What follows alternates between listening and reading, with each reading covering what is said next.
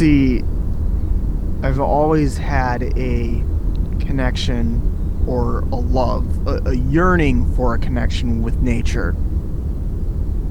And moving from Milwaukee, where, I did get a lot of interaction with, I don't know if nature's the right word, but animals in Milwaukee, living on a block where, you know, I remember my neighborhood as a kid in Milwaukee was like this community of dog owners. And then, of course, having rabbits and birds, sparrows, robins, and cardinals in our yard all the time, squirrels and chipmunks. What happened is I moved from Milwaukee to Horicon, or Hubbard rather, the township of Hubbard outside of the city of Horicon, which is in Dodge County, 18 minutes to the east of Beaver Dam, and it's farm life, farm country. So the intake of animals and birds, if I'm being specific, has increased. It's just that the sparrows, robins, and cardinals aren't as much. It get things that are more interesting. Maybe not more interesting than a cardinal, but woodpeckers, for instance, mourning doves. Here's the interesting thing. At my old house, I heard mourning doves all the time. Like the sound of a mourning dove is the sound of my childhood.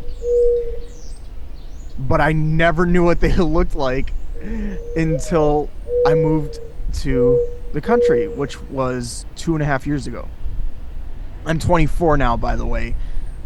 So it's a very small percentage of my lifetime that I have lived out in the country. I have yet to see any coyotes, but they're out there.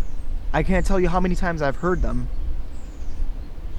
I have a movie room at this new house, and I will just be sitting in my movie room, and it's like 1 in the morning, and the yipping, they want to start their yipping, the coyotes, and we used to have an outdoor cat, and we have neighbors who have outdoor cats. I don't know how they're not getting mauled by coyotes. We hear them all the time, probably.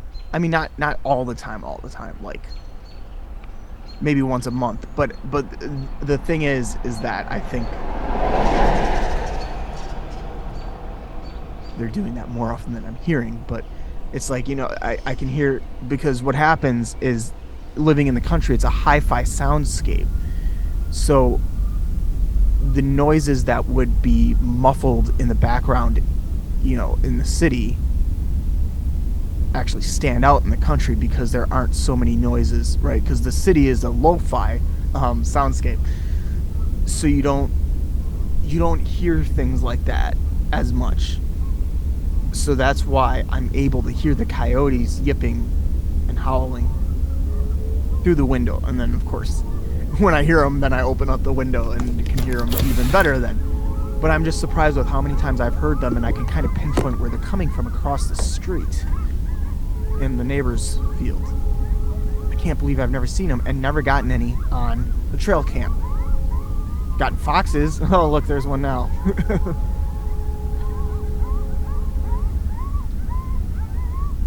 And what does it mean? Like, what is this hi-fi soundscape filled with? Filled with sounds of traffic, a train that's close to our house that goes by every night. Coyotes, birds, crickets.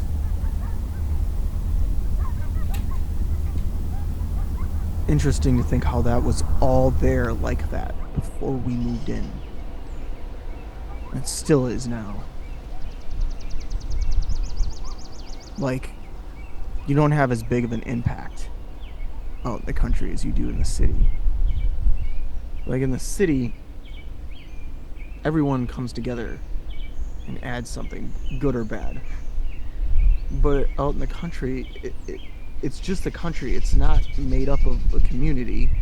It's like, it's not a community of humans, but the community is a mixture between humans, animals, nature, the humans who live there, the neighbors in the neighborhood, You can't really call it a neighborhood in the country, but I still like to think of it as one. How that interacts with the traffic on the road, the people who live in the houses, the trains that go past, the workers. And I mean, across the street from our house is a church and a bar on the corner. And then all the animals that are just right there amongst it all. It just feels like we've become part of this now, my parents and I, since we moved there. But we've been sucked into it, and it's made us a part of it rather than us making it a part of us. Like this huge ecosystem, this habitat where animal and a train both seem like they are active participants. It's weird, you know. Yeah, this community cannot be impacted by us humans the way the community in the city can, because it was there before us and it's still there. Hopefully, it will keep being there. Yeah, even though I live in a house, I feel like I've become a part of the nature. Literally in my backyard. So arms reach away. The animals, and this is weird, but their lives, what they do to survive, is essentially entertainment for me.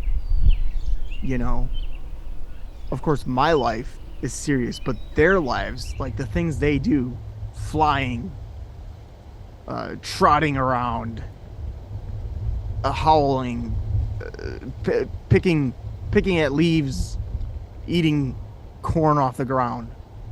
They have to do that to survive, but to me, I've turned it into entertainment.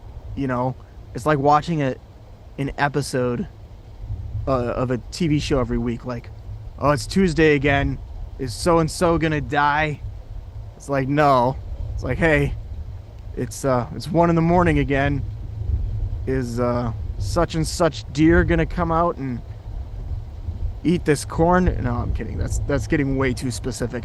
But that's really what it is. It's become enthralling. This yearning to keep wanting to see more on my part. But I guess we very literally have become part of this environment when you think about the fact that two of the cats who existed in this world, who were outdoor cats or barn cats, made themselves part of our lives. I mean, of course, we ultimately made the decision to take them into our house,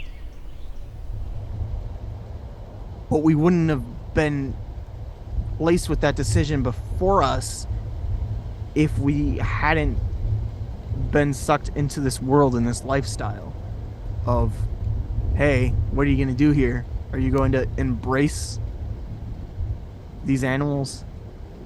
Are you going to embrace the idea of taking them into your house the way they took you into their neighborhood? It's funny to think about about any animal's habitat as being a neighborhood, but do they think of it like that? So to what extent do these animals think about enlarging their neighborhoods?